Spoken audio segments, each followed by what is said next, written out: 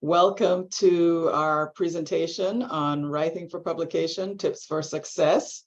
For those of you who haven't met me, I'm Catherine Fraser. I'm the psychologist and behavioral medicine coordinator in the Daytona Beach Family Medicine Residency Program in Florida.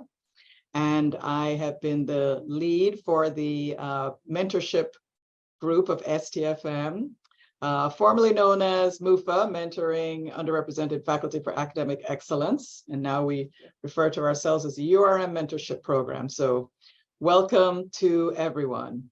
I would like to welcome those of you from the mentorship group, the URM group, URMMP group, and also from the Leadership Through Scholarship Fellowship. We're glad to have you all on the program. So I would like to go ahead and get rolling on the presentation. I would like to introduce our two presenters today. We have Yohualli Anaya and Sarina Schrager. They are both from the University of Wisconsin, Department of Family Medicine and Community Health at Madison. Sarina is the editor of Family Medicine and Yohualli is an associate editor. And I am going to turn it over to them. They will plan on doing their presentation and also taking some questions at the end. So I will turn it over to our presenters. Great, thank you. Thank you all for joining us. We're delighted to be here and to be able to have this conversation with you. Really, we're here because we want you to be able to be published. We want to make sure you get published. And so once we go through our slides, we're really happy to answer your questions. So think about whatever questions you might have that would be helpful to chat through. Again, I'm Yohualli. I started as faculty in 2016 and recently transitioned to UW-Madison. And then I'll let Sarina kind of introduce if there's anything else you want to say, Sarina. No, that's good. Thank you. All right, so we will get started then. So we hope that after this session that you'll be able to examine your own personal writing style and be able to formulate a plan for finding time to write. It's a challenge for all of us. We're all super busy. So number two, that you'll be able to develop a process for how you choose a journal for your work. Number three, that you'll be able to apply the understanding about the submission and the editorial process to your future manuscript submissions. And then at the end, we'll really focus in on some specific tips and tricks for publishing scholarly work. All right. Thank you. So like Yohualli said, we're delighted to be here. Writing is one of those parts of your job that I hear all the time. People say, I just don't know how to write. I'm not a good writer. I don't have time to write. I submitted something and it always gets rejected. So we're here to sort of give you some tips and talk about the writing process. I love talking about writing. I currently would say that I love to write, but when I first started as faculty, I didn't know how. And I didn't have great mentors. This is a long time ago, not to diss my current department, because right now we hopefully do a lot better job of mentoring, but I didn't have anything published the first 3.5 years on faculty. I didn't know how to do it. Nobody was there to help me. So we want to make sort of demystify the process a little bit and also normalize it, because writing is hard. And I've got some great slides with fun quotes from famous writers, all of whom confirm that writing is hard and it doesn't just come easily. So why write? First of all, because you have something to say. You can give a talk, and I see lots of people giving talks, and that's great. But you're just communicating to the people who are in the room with you. Or like today, if we're recording, whoever goes and, listens to the recording. But if you write, that's a permanent part of the record, right? People can always search for it. They can find your ideas written down. They can respond to them. You can really push the conversation farther than just if you're giving a talk. Writing is a way to share your unique expertise with the world. For some jobs, it's required for promotion. It expands your reputation and Many of you may disagree with this last point, but I think that it can be fun. About 10 years ago, Family Medicine had a special issue about writing. And I just included here, so you will have the slides on the recording, but two of my favorite pieces from that special issue by two of the best writers currently in our specialty. One is Lucy Candiv, who talks about, hers is entitled Writing is Like Touch. It's a lovely piece. And then John Fry, whose essay is called There Are Tiers of Things, Why I Write. You can say, well, they're really good writers. I'll never be able to write like them. And I agree. They're really good writers.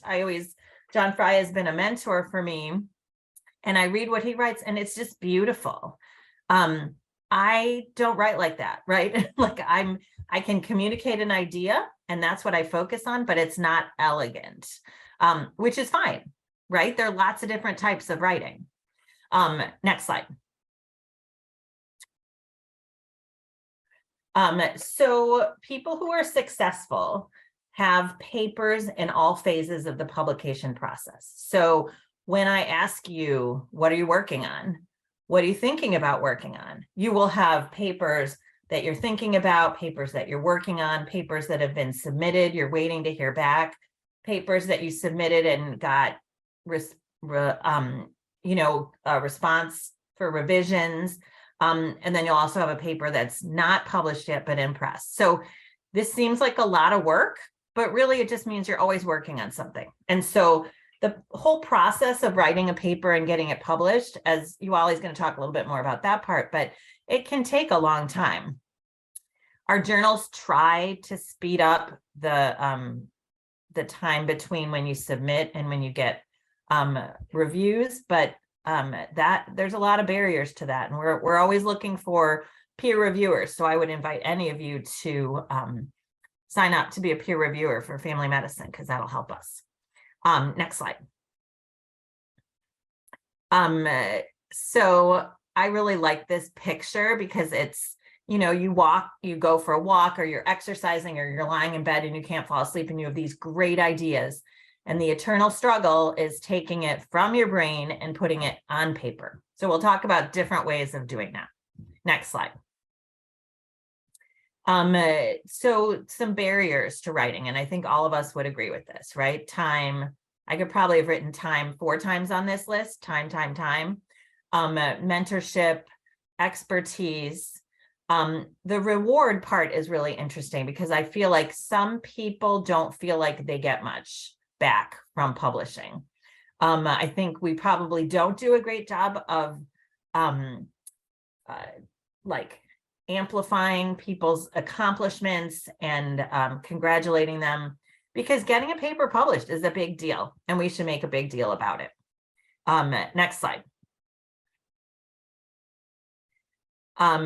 So the idea of developing a writing habit, and we'll talk a little bit about where to fit this in, because everybody writes in a different way and we don't have a lot of extra time just sitting around.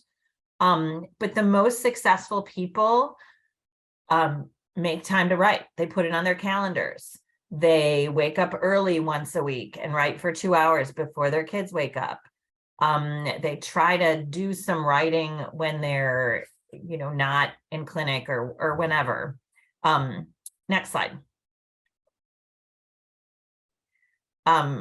I love this. Ernest Hemingway, right? One of the great American writers, says it's none of their business that you have to learn to write.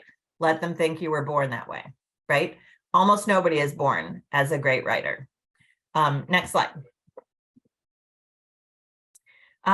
So this is a writing book about writing that I really enjoy. John McPhee is a nature writer and he's very well established.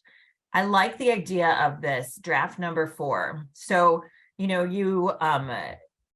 thanks, Kenny. It is a great book. So the idea of the draft number 4 is draft number 1, your first draft, you just get something down on paper. Some people find this the hardest thing to do.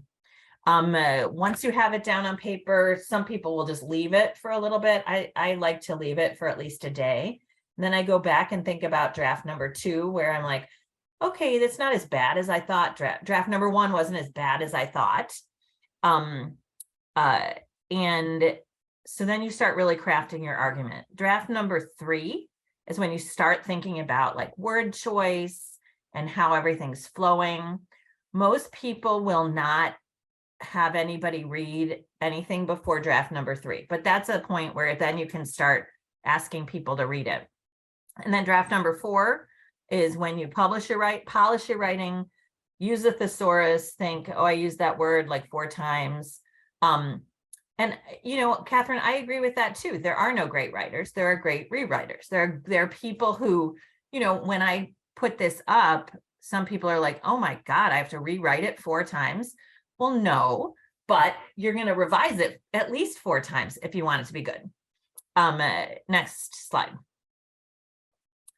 So, but where do we find the time, right? We are all committed 120%. It's really hard. I think some of the most successful people, like I said, actually put writing on their calendar. And so some writing experts say you should write every day, and they say write 30 minutes a day. But that doesn't work for everybody. But that's one way of thinking about it. You're going to write every day. You're going to come to work a half hour earlier, close your door, or you're going to work at home in the evening after everybody's asleep or whatever, but you're going to set aside that little bit of time. Other people need bigger chunks to write. And so that is going to be a challenge, right? And so if you look up, ahead on your calendar and you want to block off 3-hour chunks once a week for the next month, that would be a great way of doing it. Next slide. And I think when you're thinking about how to find time to write, it's really good to think about how you write, what you like to write. Are you somebody who can write in small increments, or are you somebody who needs big chunks of time? What kinds of things do you like to write? What don't you like to write? Some people will, if they're writing a paper and they think, oh God, I hate the methods section or whatever. Some people will leave that to the end. Other people will say, okay, I hate the methods section. I'm going to do it first. But just knowing that about yourself will help you be more successful. Next slide. Okay. So there are lots of tips about writer's block, procrastination. Those are 2 of the biggest things that we see. Writer's block is where you just can't think of the words. My son was always like a perfectionist, and he would be writing an essay, and I would walk into his room and just say, oh, how's it going? He would say, he would just say, I can't think of the perfect first sentence. And I would just be like, oh my God, just write something. You can go back and fix it. But he was so fixated on getting that perfect first sentence that he was paralyzed. So he couldn't get it. Some people will then go to a different section, or, if you have writer's block, do your tables or buff up those references, do something else to move you forward. Procrastination is like a topic for an entire lecture, so I'm not going to get into that. But a lot like what people like to do, there's a kind of breaking things down into small increments. When you're doing your to-do list, instead of say write grant, you're like, oh, that's too huge. So you say write introduction, or write small, like break it up into small pieces. If you just can't convince yourself to do something, there's that 10-minute rule where you just start working, set a timer and say, I'm just going to do this for 10 minutes. Most of the time, once you've started at 10 minutes, you're like, oh, I can do it for 10 more minutes. And so you actually are able to, these are all like little mind games, but they do work. Next slide, please. People write differently. Some people like to write outlines, keep adding details to the outlines. I've seen people be really successful dictating and then just transcribing and then having a rough draft. Some people like to do the draft number 4, where you write a rough draft and then do a lot of editing. Some people like to break it up into really small sections, find out what works for you, and then try it. Or if you don't know what works for you, try different things. I wrote a paper, God, it was probably about 15 years ago, about transforming your presentation into a publication. And that's a place where I see a lot of people get stuck, right? They have a talk, and then they just never publish it. And so using some of those techniques of the dictating, transcribing, the outlines, those things can really be helpful. Next slide. Okay, this is another writing book that I love. Anne Lamott, who is a California writer. She writes mostly essays, but some fiction as well. She was saying exactly what Catherine said. Almost all good writing begins with a terrible first effort, so you need to start somewhere. This book she wrote, Bird by Bird, I love the analogy because she is tasked with like writing an article about the birds of California, and she's just totally overwhelmed by, there are a lot of birds in California. And so her father, who is a writer, said to her, just start one at a time, take it bird by bird. So I love that analogy of going bird by bird. Okay, next slide. Okay, so we've talked about most of these. The only thing I want to add to this, for sure, don't get discouraged because it's hard and you will get rejected. And you hear story after story about people who submitted a paper and it got rejected and then they give up. And that is absolutely not the right thing to do. I tell people you can always get your paper published. It might be your 4th or 5th or 6th journal, but you'll get it published. And one of my colleagues told me when I was first starting out, when you're getting ready to submit a paper, have a list of 4 or 5 journals because it's not going to get accepted at the first or the second ones that you try. And I probably should have taken that advice better, but the first few papers I submitted and then they got rejected and I was just devastated. I put them aside. I couldn't even look at them for a couple of weeks, but then I got back to it and most of them ended up getting published. The other thing to add to this is a writing group. They're also writing challenges. And that's an interesting way of thinking about writing. Like you join a challenge where you're going to write, people do it for fiction or poetry, where you're going to write 2 pages a day or, 3,000 words a day or something like that, where you write regularly for a 2 to 3, 4 week period. And that can be a nice way of being in community with people you work with. Some writing groups can work like that, where it's sort of a parallel. Some writing groups can work together on papers. Some writing groups can edit and give feedback. So there's lots of different opportunities. And writing is an individual sport, but trying to make it more of a team sport might make it a little bit more enjoyable for a lot of people. Next slide. Okay, so here's some examples of papers about writing. Interestingly, this first one, this Writing in Academic Medicine, is a paper that I wrote with Mindy Smith, who you may or may not know, but she's a former faculty at Michigan State, is an accomplished writer and editor. And we submitted that paper, I kid you not, probably like 8 or 9 different places until we finally got it published in this online journal, which is fine. And then we didn't have to worry about it anymore. But, it happens. You're not the only one. Okay, next slide. And I think this is my last slide. Okay, so choosing a journal. You write this paper that you really like. You've gone through everything. You're on draft number 4. It's perfect. You've done the thesaurus. You've got the perfect words. Your title is engaging, but don't know where to submit it. So a lot of people, their first thought is, oh, I'll submit it to a big name journal, and they send it to JAMA and it gets rejected. These are the things that I like to think about. Think about who your audience is. Is your audience family physicians? Is your audience family medicine educators? Is your audience clinicians? So by thinking about who you want to read it, that can help narrow down where you send it. The second idea is looking at your references. Like if you have references from 1 or 2 journals, like more than one reference that have papers that have been published in other journals, those might be journals to think about publishing submitting your paper to, because clearly that journal is interested in papers similar to yours. So that's certainly something to think about. Does everybody know about Jane? I can never think of the mnemonic journal author name estimator, and so I always just Google Jane journal.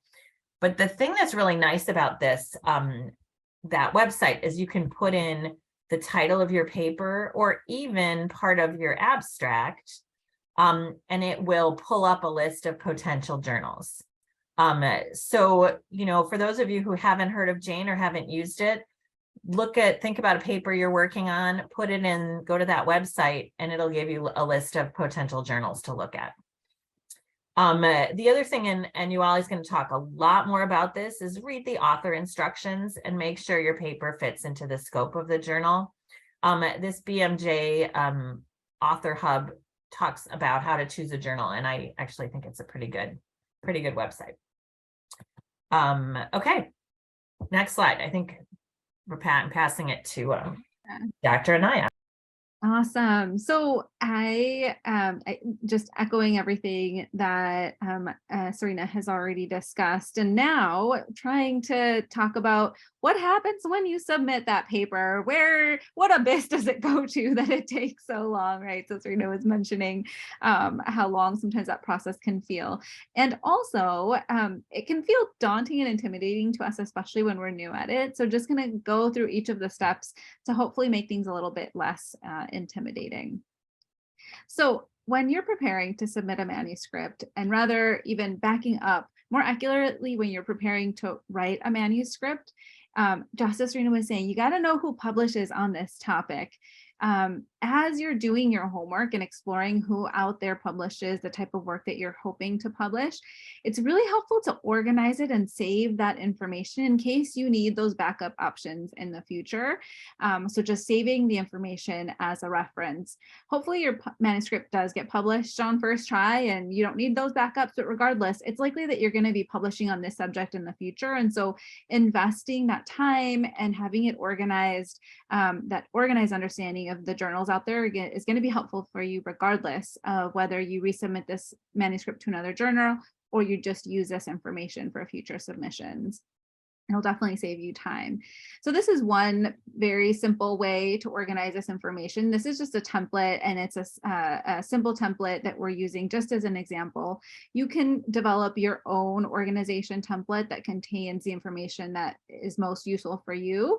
But so for each journal, you want to have reviewed the various submission categories that are available for your manuscript. That's going to dictate how what word count limits you have. It's going to dictate how many figures and tables you need. You're going to need that information when you submit your paper as well. And different journals call the same kind of broad categories by different names. So it's important that you've done your homework and that you know what the submission category is for your particular manuscript in your particular journal. The other thing is, knowing either how I like to just include a link to my author instructions so I can just from one place, just quickly link out. But you might even just have a couple notes to yourself. Maybe there's something that you don't want to forget in case you need to or want to use this journal in the future. Some note about the author instructions, keeping that in there as well. So these, you can include other things in your table, how many figures, how many tables are allowable, things like that. But this is just, it's good to have that organization, and you'll want to save that for future reference since you've already put in all the time to begin with as you're preparing. So next, you really want to take a deep dive into your journal guidelines once you've decided who's going to be your target journal. So look at those author instructions super carefully.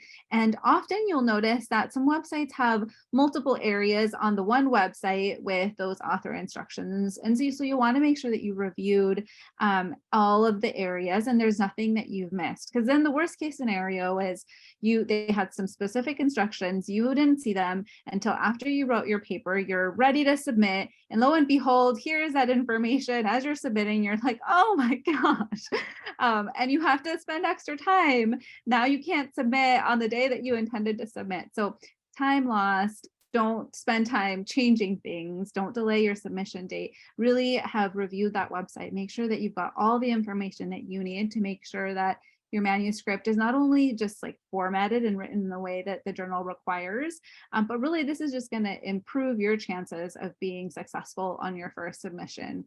And then, if you are submitting a piece that very clearly doesn't follow the general guidelines and author instructions, the editorial staff, the reviewers, they're gonna notice. And do you really want that to be the judgment that they like walk into your manuscript with, right? Like, hey, this person can't follow instructions. Like, why didn't they format? So, just thinking about that and addressing it ahead of time, it's gonna increase your chances of success with your submission. These instructions are, nothing annoys editor more.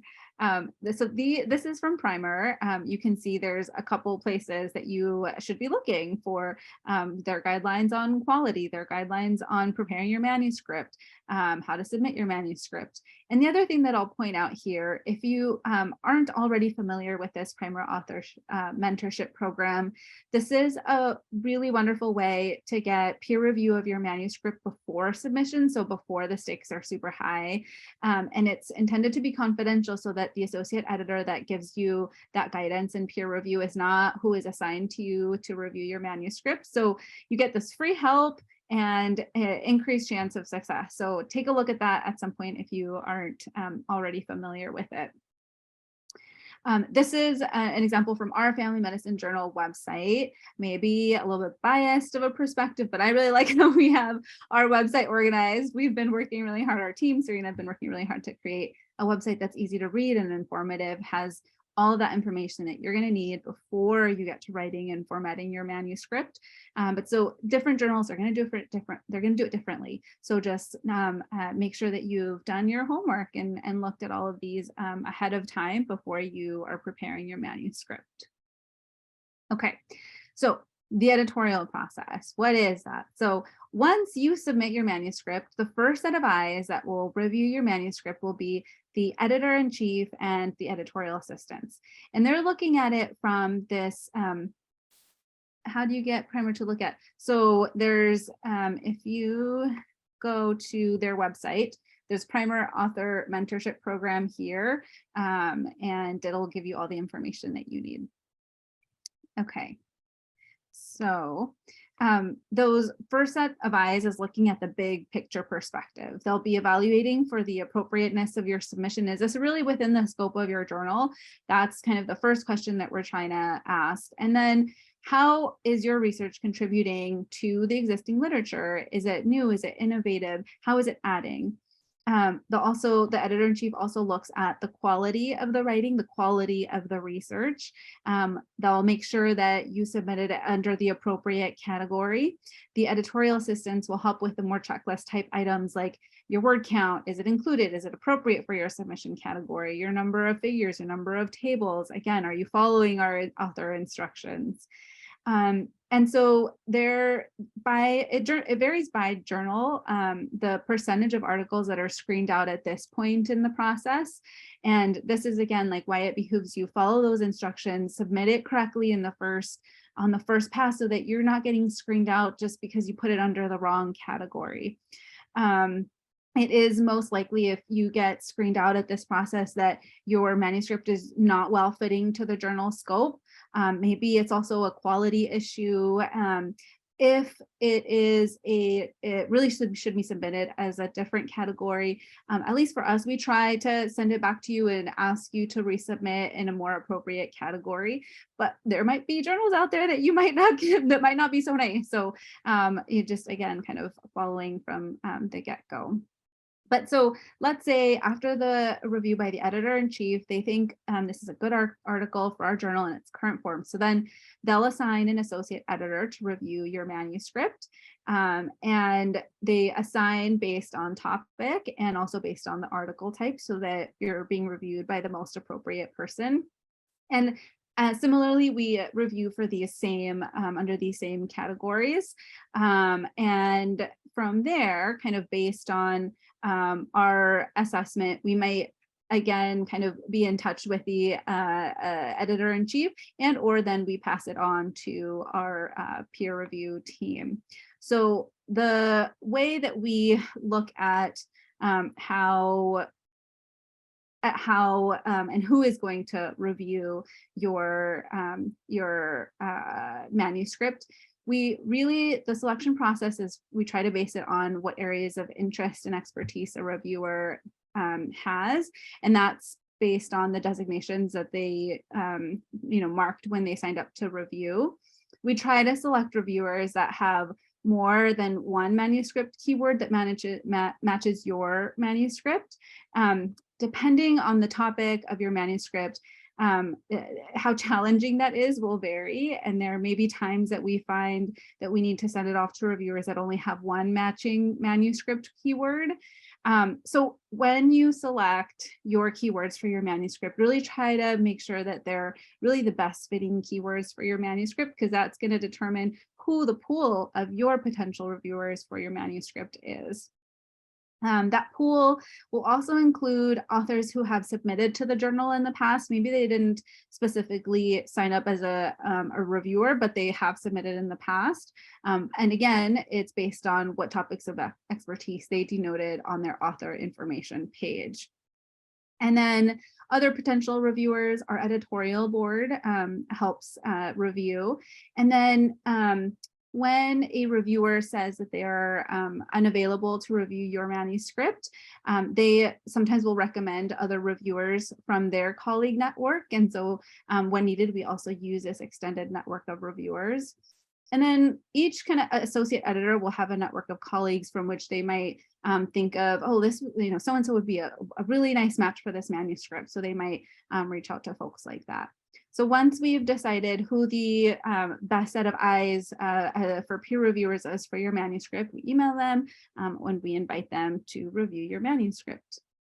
And so then the reviewer, of course, so they'll either decline or they'll accept the invitation.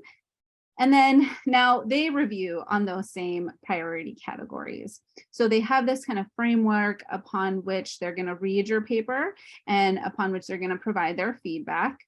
And through their lens as a content expert, so now they'll be the ones that are reviewing, are you within scope? What's the originality of your work?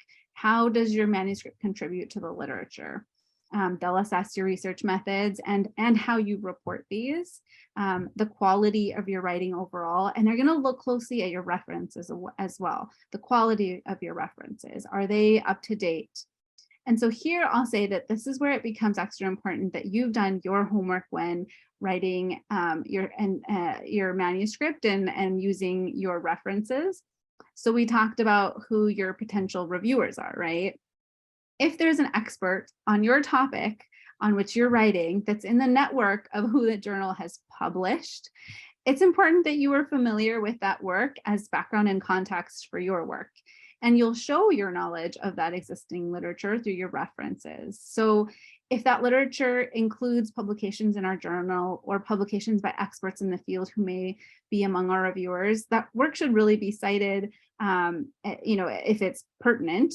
And if it's not cited, that can be a flag to the reviewer as to why you're not aware of that relevant literature. And then it might make them question your background knowledge on the literature, your understanding of the context of your findings, how it fits within the existing literature. So just kind of a side note there. The reviewer will also be looking at whether you've drawn valid and well-defined conclusions based on your research and your research methods, and that you're not overstating your conclusions. And then they also help us assess that there are no DEI issues with the piece. So then they'll provide some general comments and then hopefully some concrete areas that need improvement based upon these categories and any other issues that they notice.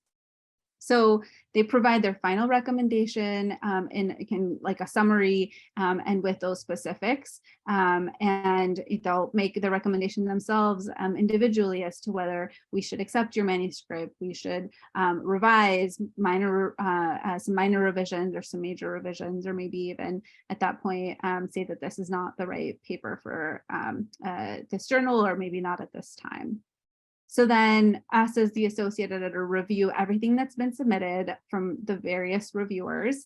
And sometimes we're waiting for some time. Some people might submit their review really quickly. Other people might take a lot more longer. Other people will ask for an extension, and then still we can't get it in by the extension timeline. So know that we are certainly doing our best to turn it back over to you as soon as possible and get you a decision as soon as possible. And some things are just kind of out of our control. But so once we have all the reviews, we as associate reviewers, editors will try to also provide some summary recommendations. We might point out additional revisions that we would recommend, and then we pass our recommendations on to the editor-in-chief. For our journal, regardless of whether your manuscript moves along in the process, or if at this point we decide it's not right for the journal, you will receive those recommendations from your peer reviewers in your response email. And so regardless, and I'll talk about this in a little bit, using that feedback is going to be really important. Okay, so if your submission now is at the point that you've got some revision recommendations from your peer review team, how do you respond to reviewer comments? The language that we sometimes use can feel a little bit awkward. And so this is a really good resource here that has some sample language, and organizing your responses in a table like this. I'll show you one that I like even more in a minute, but organizing your revisions using a revisions table, I think, is a really nice way to respond, because it makes it really straightforward for your editorial and peer review team to assess that you've addressed each of the recommendations that they've given you, and how you've addressed each of those recommendations and where you addressed it. Some journals will actually provide you with how they want their revisions table organized, or how, in general, how they want their revisions presented. Not all journals will require a revisions table. I just think it's a really nice way to have everything organized and make it easy for folks, which ultimately is going to speed up the process for you to get your paper to publication sooner. Again, sometimes responding to comments can feel a little bit tricky, and we're super nice in family medicine. So it's kind of helpful, can be helpful to look at some sample language, especially like when you're new at this. But how do we respond? So first, you'll want to kind of repeat the comment. Next, you want to you might do this response where you might say something like, your comments made us think more deeply about. You want to describe the specific revisions that you made. And then if needed, you might need to justify a little bit as well. So this is the table from academic medicine that they provide. And I really like this one. It's just like very straightforward. What was the reviewer's comment? What is the description of your revisions? And this is where you might provide some of the context if you want. And then what is the location of the revision? So now you've done your revisions, you submit those, and hopefully everybody is in agreement that you've addressed each concern satisfactorily. So then if you've addressed each concern sufficiently, then we submit that final kind of recommendation for you to move forward and in the process. And so the editing process is additional rounds of editing and revisions, really to format the manuscript to more specifically to the house style. The revisions here often are also about language clarity, and there are often going to be deadlines that are associated with each step of this process. And so make sure that you are submitting in a timely way to keep your manuscript moving forward in the process. Okay. So now hopefully we've got an understanding of what the peer review process is, and let's put everything together and talk about some specific tips at each stage. This one is really, so before you write, spend some time thinking about what is the purpose of your manuscript. Why are you writing this paper? If there's just one message you want your readers to remember, what is it? Clarity on this is going to help you be effective in your writing and efficient with your time, which we know is limited. So investing that time to have clarity about this is can be really helpful.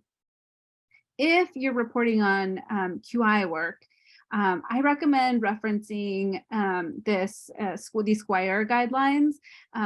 It's a really helpful framework, especially when you're just kind of learning and starting on submitting QI work. And so it'll kind of help you prepare as you write your manuscript. Proofreading. So as you're preparing to submit, we cannot impress on you how important it is. Once you've read your paper over and over and over, it's so easy to miss little things. If you can, having somebody external to the paper reading it to catch the little things that, it's just impossible because we've seen our paper over and over. With those author instructions, again, it's really just follow them to the T to have your best chance of success from the get-go. And then, as you think about what are the other options for publication for your piece? Is the journal that you're submitting to, is it really the best place for publication for your piece, as Sarina was saying? Set yourself up for success from the beginning. Think about who's going to be excited about your paper. That's going to be key to being successful. Know that there are predatory journals out there. Ask a mentor, colleague if you're not sure. There are services like Hebel's list of predatory journals, so you can use as well. But definitely just be aware that these exist. And then we've already talked about this, so I'm not going to go into it in detail. But again, just you should be citing the journal to which you're submitting. If there are no previous publications on this topic, that should be at least a question to you is, well, then, is this the right journal to be submitting to? I mean, maybe it is, maybe there is intention behind that, but think about that, because that may be a sign that this actually isn't the right journal for you. Okay. So some tips when you are submitting. Again, making sure that you haven't missed anything. Sometimes journals might even make updates since the last time you read or the last time you submitted. So make sure that you've reviewed and know those before you're submitting. Have those couple backup journals and those instructions ready to go just in case your paper doesn't get accepted, because you want to be ready. You want to be ready to move on if you need to move on. When you're getting ready to submit, block out a couple hours. Sarina and I were just saying how it just sucks up time. And you never know what you might have to put in there, whether it's just some extra email addresses or whatnot. Block out a nice chunk of time to submit whatever is required. And you don't want to kind of plan on submitting a specific day and then you can't. And so just plan for a nice 2 to 3 hours, maybe even more, to submit your manuscript. Your keywords, we've talked about why these are important. So not all of the journals will require it to be in your actual manuscript. Sometimes it'll ask you once you're actually submitting. And this can slow you down. Think about this, and it shouldn't be an afterthought, so that again, you get the best set of eyes for your paper, but also your readership is what you want it to be later. And this is your chance to sign up for a reviewer when you're submitting to a journal. And really the best way to become a better writer, but also just to know what journals are looking for and what peer reviewers are looking for and how to respond to reviewers. It's learning it, because we weren't really taught, right? So you learn as you go, and the best way to learn as you go is to sign up. So This will also make it so that we've got even more reviewers to review our papers that, sometimes it's hard to find folks within topic areas. So definitely encourage you to sign up. Okay, for when you're revising and resubmitting, remember that reviewers are critiquing your work and not critiquing you. It can be hard to receive critical feedback on our work and to not take it personally. So before you start, just take a cool off period. It's not uncommon to disagree with a comment or two. Then come back to it, carefully read everything and think through, okay, how am I going to address these so that the reviewers are satisfied with my response? It doesn't mean that you have to do every single thing.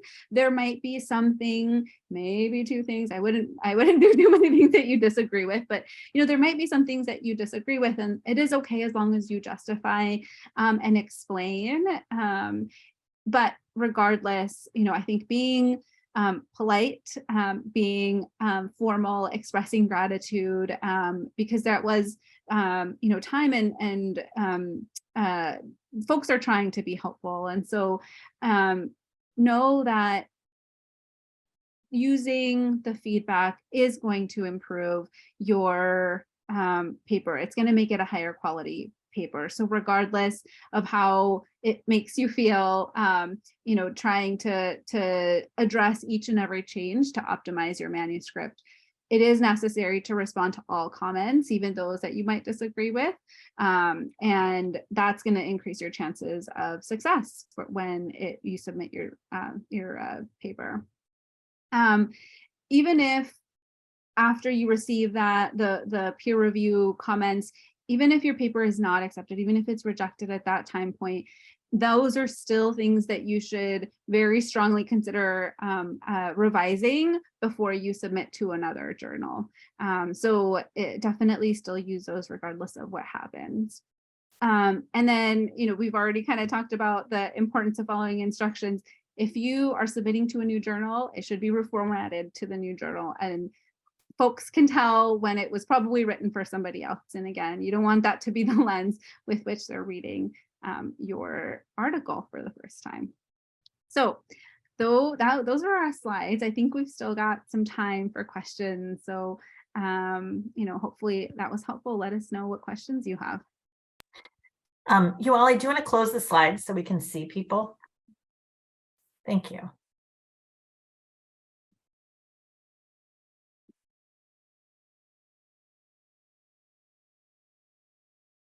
So I just want to reiterate a lot of what Yohualli said. That was so great. And for those of us who aren't maybe as organized as you and have the submission guidelines from the different journals, like it saves a lot of time if you read the author instructions. From somebody who is maybe not as good at that, I can't tell you the number of times where I'd be like, oh, you mean the references need to be double spaced too? Oh, you mean, the table's supposed to be after they just, different journals have different rules. And it's all the little stuff that sucks up the time. So the other thing I just wanted to reiterate is the idea of being careful about your references. I do a lot of peer reviewing, and I remember one time I was reviewing a paper that cited one of my papers, and they spelled my name wrong. And I just thought, really? Like, I'm not going to say that in my review, but like, that just did not give me a great, it did not impress me, so to speak. Mm-hmm. So what questions do people have? Or comments? Kenny, I know you probably see a lot of this too in your role at AFP.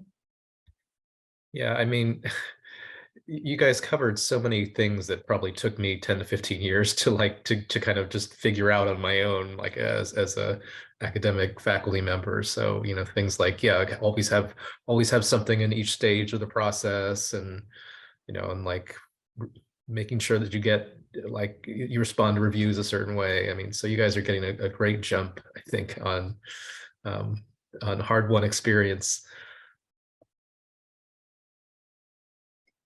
And then So I see that- a question. Oh, sorry. Go ahead, Catherine. Oh, I was just going to say that was very helpful. A couple of things, and ditto to what Kenny's saying. Most of us kind of stumbled through and learned these things along the way. But a couple of questions. My first thought about what you were saying about just going ahead and writing and not waiting for perfection. I think that's so hard. But if one or both of you could share how you do that, how you just make yourself get started writing. That was one question. I think the other thing that I know I have difficulty with is that a lot of times when you're writing a paper, there's not actually a deadline. So would you suggest that we set up some kind of deadline? Any thoughts on that? I'll take the first one.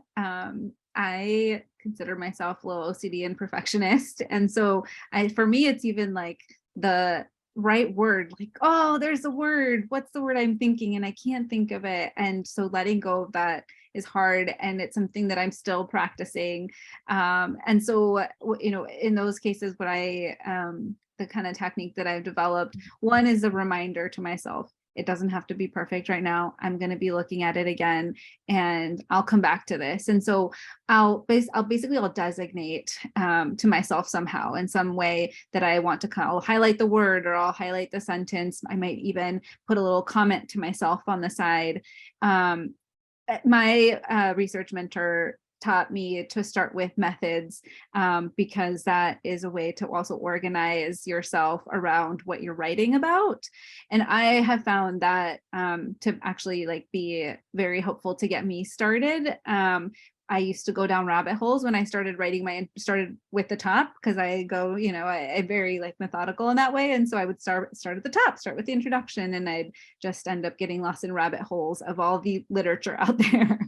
And so, those are kind of the things that I do. I'll start with the methods. And then when I get stuck on something, I'll just kind of write a note to myself that I'm going to come back to that. And another, technique that I've found and done is when you finish writing for the day, if you only had 30 minutes or if you had an hour, I write a note to myself as to what I'm doing next, what I'm thinking next, what I want to think about next, so that when I come back to the paper, I don't have to start from scratch, and I already know where I'm going.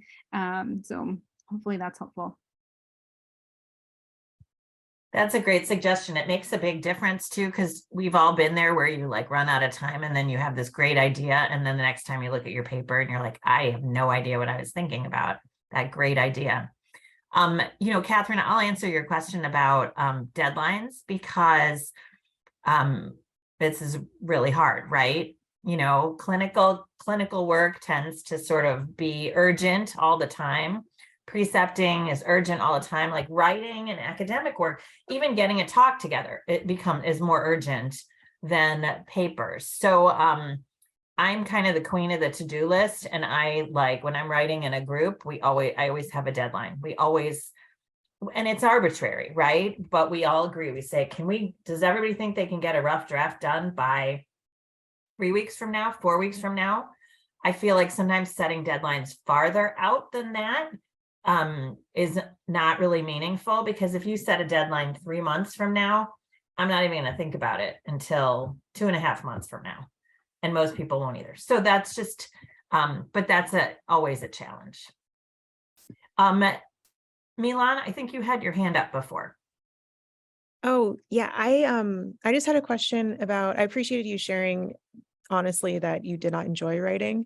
And I feel like that's me right now. And I've definitely identified that because it's just kind of an underdeveloped skill. And so I guess I'm curious, at what point did the joy come for you in writing? But then I'm also wondering about your writing process, just kind of for the two of you, what does your writing practice look like? Yohualli, do you want to start? I can start. I think for me, I enjoy writing because I feel that I find purpose in what I'm writing about. I tend to focus my work on the places that I have some sort of passion around. And so for me, I think that is, finding the areas that even if it is something clinical, like something that you enjoy more about clinical medicine, you know, or patient encounters or whatever it is that you're writing about, you know, that's what's helpful for me. And yeah, I think because my writing is much more focused on things that like I feel passionately about. I don't know if you have any other strategies, Sarina. Yes, just in the last minute. So I've always had this fantasy that if I wasn't going to be a doctor, I wanted to be a writer, you know, and I would like go to the coffee shop and write all day. And but I just don't, I'm not very good at thinking about fiction. And so that was always my fantasy, but it was a struggle to get to the point where it wasn't just a slog, right? I think as I've been doing this now for 26 years, almost 27 years. The first few years were, like I said, I didn't write anything because I didn't know how to do it. Once I figured out how to do it, I felt like much more agency and much more like confidence and started to enjoy it. And I'm now, you know, writing. I mean, I have to write a lot of editorials but I've started really enjoying writing narratives, and that's new for me. So it just came with practice. Like it just seriously like sitting down and writing. I can't do the 30 minutes every day, but trying to block off, you know, a little bit of time. When my kids were little, it was really hard. And I would end up writing when I was on call. I would like stay at the hospital and write because coming and going in my house was more disruptive than me just being gone. Or at least if I was gone, I didn't realize it was disruptive, right? Because I wasn't there. Monica. Yeah, I was wondering if you have suggestions on like sort of good formats to write for people who aren't doing a lot of research. Like you just mentioned editorials, but obviously like I'm not an editor. I recently had a commentary published and I was actually kind of surprised that it got published. But I don't know if you have other formats. So, yeah. And Monica, I don't know if you know this, but your commentary was cited in the Journal of Graduate Medical Education as excellent articles, not in the JGME. So your commentary was really good. Yeah, lots of us don't do research. We can write clinical review articles. We can write, like you said, commentaries. There are lots of forums for narratives, case studies, and you can do a case study about a clinical case, but you could also do like an educational case study or an administrative case study. You know, Family Medicine publishes poetry, if that's interesting to you. There's a lot. Yeah. There are like perspectives in some categories. So, and kind of going back to Milan's point again, I think we all have things that we want to say, right? Like whether it's like whatever the area is, the content area, we all have things that we want to say, and your voice is important, and academic medicine needs our voice. And so bringing our voice, bringing our lived experience, I think is another way to find some joy in when we write, and also using that voice through some of these other methods of publication, I think is a really powerful way to get our voice out there, even regardless of whether it's research. And sometimes we use research to get our voice out there. But yeah. Oh, and then to answer the question about like what our process is for writing, for me, it's getting a cup of tea, having a blanket because it's cold outside right now. I sometimes like to be in a coffee shop, but mostly I like quiet. So being at my computer, like with quiet. Sometimes if I feel like I'm not focusing, I do turn on some background music really low to actually like somehow tune out my mind. So I find that helpful. But knowing like what works for you, like when you think about, you know, are you more effective in the mornings? Or are you more effective at night? Like I can write at night when I should be sleeping. But in the morning, I'm really tired. And so by default, I have to block out times of day in the morning to write. And I just find I'm like sluggish when I'm trying to do it. But at night, I can kind of stay up late because it just, I get wrapped up in it and it doesn't feel as, I'm not as tired. So just find like what works for you, what time of day works for you, what type of space works for you. And then something like maybe even that's like comforting, like for me, it's tea to kind of center that. Or the other thing is, find some friends, do a writing group. So even if